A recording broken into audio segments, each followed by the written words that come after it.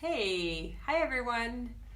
I am in a hotel room again. It just is easier for me right now. But what I want to talk about today, I know I talk a lot about desires and I want to be a little more specific. And what I really want to say is that our desires are the truest part of ourselves. And just think about that for a moment. Our desires are the truest part of ourselves. Hi, Santoshini. And we spend, at least I have spent, I think I'm not, and I can be kind of typical person in many ways. We spend so much of our lives squashing our desires, especially women who are taught to give to others and take care of others and not take care of our own needs, and that our desires get so squashed that we don't remember them. And we're completely out of touch with them. But our desires is what connects us to source and connects us to self, right? Like, remember when you were young and you had all these dreams and you felt light and you felt amazing and you felt like you could do anything? That was your connection to source. That was your connection to yourself. Hi, Jeannie. And so our desires are the closest connection we have to our true selves and to source. And we've squashed and squashed and squashed and squashed them. And so my journey in my second half of life, I'm 54 years old, is to open up those desires. So nice to see you, Jeannie. Is to, like, I know there's a lag in here, but is to reconnect with those desires. And really, literally, this can take years to, like, oh my God, I forgot that I ever had a dream of doing that. Like, I just had one the other day. I don't even remember what it was. I had one just like 2 days ago where, like, oh yeah, it was about doing a language immersion course with my son. Something that I never would allow myself to think about until I started doing this business that I'm in. It's like, all these new things are opening up to me, and it's so me to do something like that. Like, I've done several immersion language courses when I was younger, in my 20s. I haven't done any since then, of course, and it's hard to with kids. So, but just to see the idea of, like, you know, if I had community around me, I mean, think about this. Like, if the world worked in a different way and I had community around me, I could fulfill that desire. When I was 30, in my 30s, when I had young kids, when I had older kids, like, I could disappear for a month and my kids would be fine. But because we live like we do, there was no way I could do something like that. But I can think about that now again. And I would have never thought about that if I wasn't fulfilling some of my current desires. Like, I'm in Spain right now. I'm like, well, why can't I do an immersion course with my son when he's on a break or in between high school and college or something like that? Why? I think we can plan this.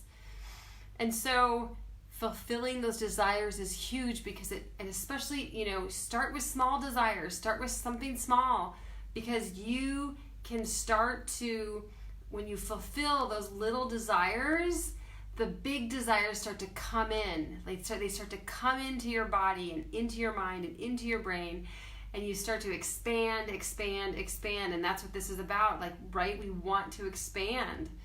And in that expansion process, we are connecting to source, we are connecting to ourselves. So this is one of the most powerful things. And when we connect with our desires, we are connecting with our power. I'm going to say that again. When we connect with our desires, we connect with our power.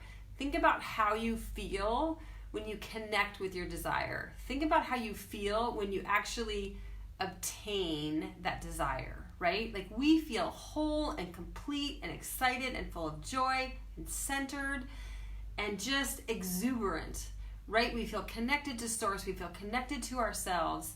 We feel like the world is a good place. Like, this is our power when we connect with our desires, and it leads us to more and more power. But think about how we've squashed all of this for me, it's been a good 20 years of squashing my desires, because either I worked in corporate America and I worked for a company and I just did their bidding, right? And then I raised kids and I became a single mom, and there's many things I did that I love, and I'm passionate about children, so much so I became a parenting coach and I got an MSW. Like, I'm passionate about it. And I had desires underneath all of that were huge. And I don't regret any of I love being a parent. Best thing I've ever done, for sure. I've grown into a bigger person because of it. And I still have desires. I still have things I want to accomplish. I still know that I've been brought here for a larger purpose.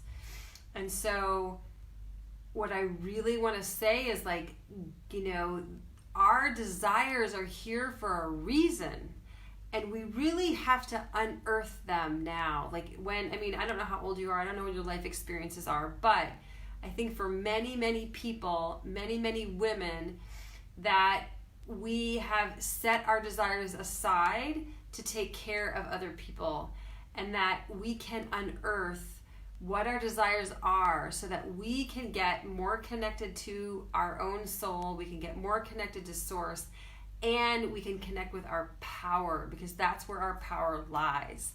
And we were never told that our power lied within our desires. We were never ever told that. In fact, our society shows that our power lies with overpowering other people. That's pretty much what we're shown out in the world through movies and magazines, and basically how things work in most cases. We're not ever told, or no wise person sits down with us and tells us about how our desires are what leads us to our power.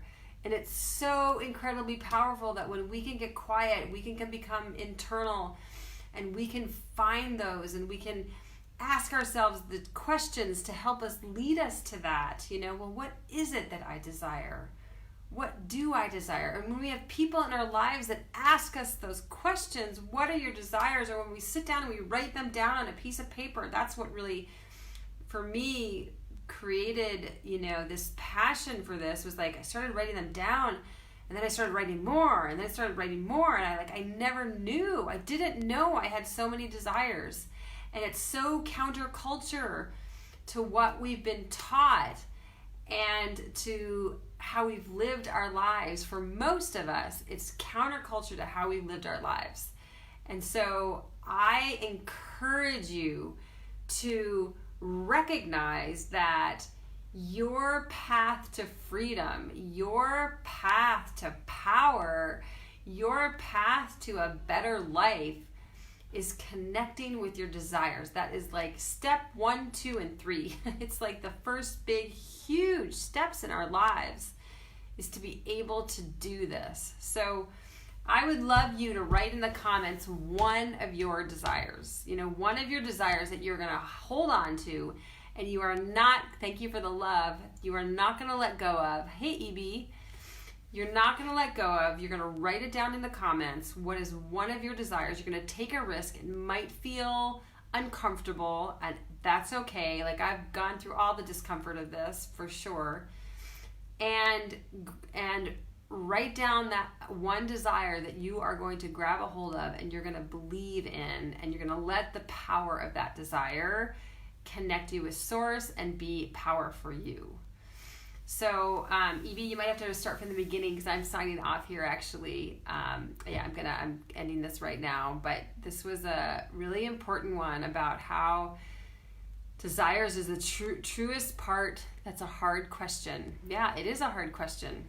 So I would love you to get to a list of 100 desires, Jeannie, and everyone else. Like, I'd love you to get to a list of 100. But for today, think about one way that you could do it is, like, see if you could write 5 a day. Like, there's no way we can write down 100 when we haven't had the practice of this. See if you can write 5 a day, or maybe 5 3 days a week. Something like that. Like, set a goal for yourself of, like, I wonder what they are. I'm not sure, but I'd love to know. And start a list. I posted it on my bedroom wall, actually. And so I oftentimes have my biggest, intuitions first thing in the morning and in the shower.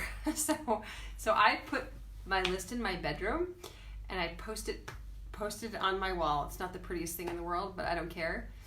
And I just would write them as they came up, and that helped me a lot. So there's lots of different ways you can do this, but you can get in touch with your soul, with your truest self, your highest, truest self, and unleash that. I've always been a caretaker, so it's hard to actually list what it is that I want. I know, I get it, Jeannie. I so get it.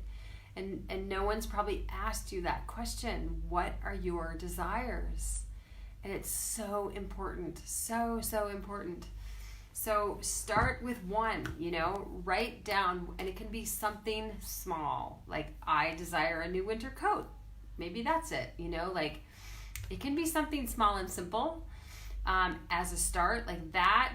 When you put it into word, right? When it becomes the word, you put it out there, whether it's on a piece of paper or it's in the comment box, you create space in your mind for something more to come in. So even if you put one simple one down, one little one down on paper or in the comments, you're starting something in your brain, and then more will come. I guarantee you that will happen. And I know that's scary. It's very, very uncomfortable. It's a very uncomfortable process because you're not used to it. But that's all it is. It's just that you're not used to it. Can you imagine a life where you are used to it, where you get to think about your desires? And I think that's what it boils down to, is where do you want to go with your life, right? Do you want change more than you want comfort? So, hi, Mitrabinda. And so, yes, I encourage you to think about that and figure out, either what do you want more or what scares you more. Because for some people, motivation is I'm too scared to keep life the way it is. And so I'm less scared of the discomfort that I will have to go forward. That's one way to look at it as well. So I want my book to be a success. I love it. So did you write a book or did you publish a book? I'd love to know more about that. And yes, and I also encourage you, in my studies of law of attraction, we use the word desire rather than want, because want has more to do with a sense of lack. It's always about lack, and it's magnifying our sense of lack. Desire is just a wish, right? So really focusing on the word desire rather than the word want. So I'm writing and looking to publish March 1st. That's phenomenal. I think that's a great one to put out there, and you are so brave to write that in here. That's awesome and amazing. So super excited. I would love to hear more about your book, what it's about. So you can write that in the comments. Would be amazing. Thank you so much, Jeannie.